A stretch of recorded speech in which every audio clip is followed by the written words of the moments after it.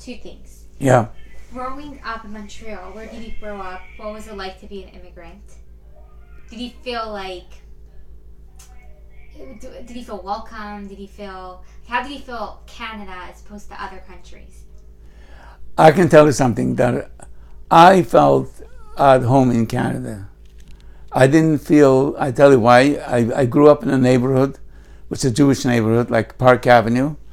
And I remember when we made the first like Bema parade, and people were amazed with signs, SOS, Save Our Shabbos, you know. It was the first time a manifestation in the streets after the Holocaust, a manifestation of Jewish manifestation. It was unusual, but there was a lot of Jewish people living there.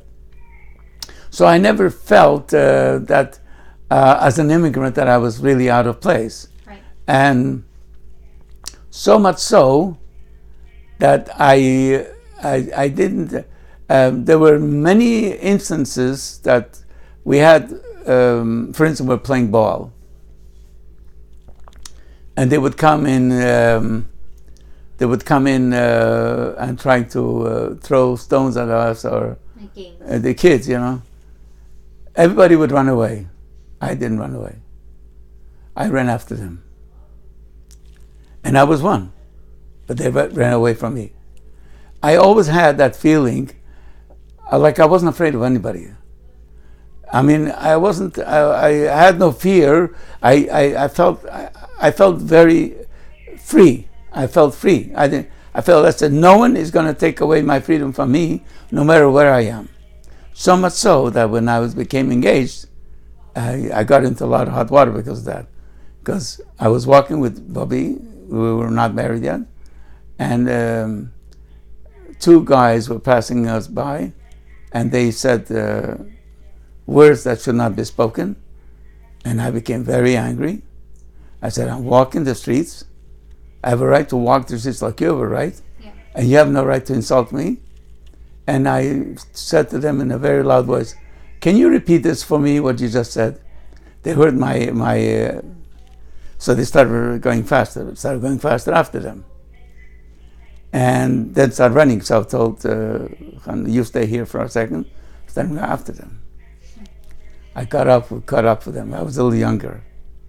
And I said to him, big guy, eh? You can say that. And I gave him a 1 and a 2, and I said, say that again to me, what you just said before, you know? Yeah. So the guy comes in and he sees his friend lying on the floor. He comes in, so he starts fighting with me. And I did the same thing to him. The guy that's on the floor takes out a knife and wants to, you know, so I turned around and kicked out the knife from his hand. But then there was a lot of people that were in the streets, and they were screaming, police, police. And to have a knife is a concealed weapon. They can be, so they ran away. They said the police shouldn't arrest them for a concealed weapon. But you felt comfortable. Yeah, I felt, what? I'm walking, so you can see it right away that I didn't grow up feeling, that, I have to bend my head, or I felt I kept hold my head proud.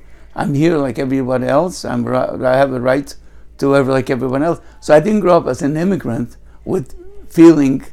So that's it's a detrimental a certain way for me, because it got me into trouble. Because from then I decided, I shouldn't take it too wrong, because I realized this guy had a knife. What, he had a gun, or right. Dealing with. You're dealing with, people that are, some of them are criminal. So anyways, I'm saying, as far as I'm concerned, that question was never, that bothered me. So much so, I was considered called a liberal.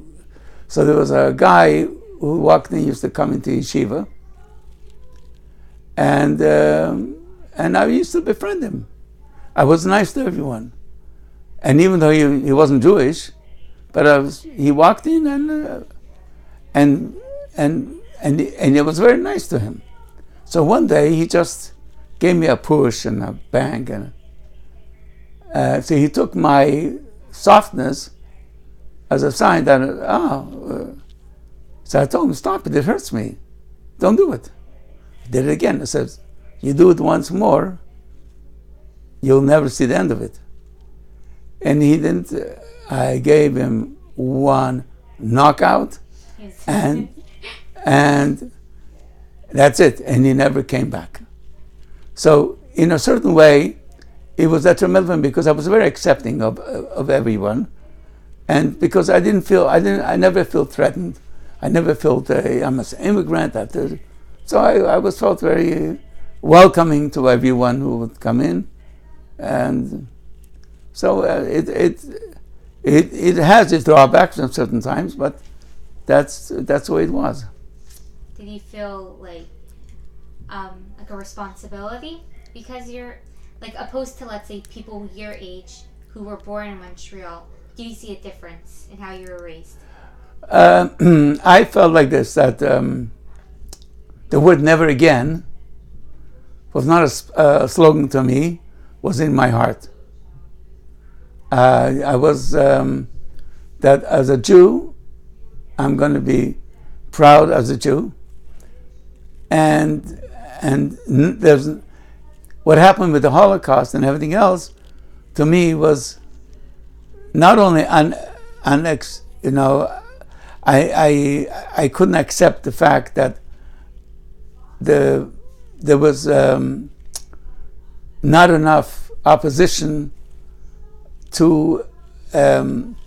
I felt it wasn't the way the Torah really wants a person to be. The Torah says, yes, Hashem runs the world and runs everything, every iota, everything, but Hashem expects you to do what you have to do. And Hashem gave us that special responsibility, and we have to utilize it and do the best you can. And then whatever happens it's all Hashem's on. But you can't send back and say, well, if Hashem wants it to happen, man is going to come flying from heaven. It doesn't work that way. It means man can come from heaven if Hashem wants it to be so. But we shouldn't rely on man coming from heaven. We have to go out and do the things that we have to do. And then as things work out, it's manna from heaven. But we have to be involved in what we're doing. And it's demanded from us. It's demanded in the Torah. And some people don't realize it. And the same thing is demanded, that the pride of being Jewish is demanded. Never put your head down in front of I remember when I went once to visiting in the hospital, putting on film with people, there was a Polish person who came in 1956 from Poland. And I wanted to put on film with him. And I see he's looking around as he's embarrassed from the nurses. So I said, what are you looking around for? He says, then, non-Jewish nurses I'm putting on. I said, don't be embarrassed, you're in a free country. You can do whatever you want. And you be proud, you're Jewish. Yeah. So anyways, and he put on film. Then he told me that the first time in his life he met a Jew who wasn't apologetic about being Jewish, but proud to be Jewish. To him it was a new world, It's an experience. Yeah, it's a new experience. In his whole life, it was always like crouching, trying to defend himself, trying not to be visible, and to be proud and to show that your Jewishness without any question. When I used to walk around, I used to have everybody staring at me. Used to walk around. Why? Because I used to wear a beard. I still wear a beard. My beard is here, not the red ginger beard I used to have, but I had the red beard. So everybody used to look at me. If people didn't look at me in the street, I'd say, something wrong with me today? What's wrong with? No one's looking at me today. So to me, people looking at me didn't bother me at all. Fine, people look at me, it's fine. So it's not something that to be an immigrant at my time was, and I'm not saying by others did not have experiences that, in my experience, it didn't, except maybe it's my personality, but I didn't have that drawback of being an immigrant. By the way, and also because I was good at languages. Right. So in a few months I learned English fluently. So I didn't stand out in my in my language or the way I spoke, or sometimes because your ethnic origin is recognized by your language. So I didn't have it. I didn't have it at all.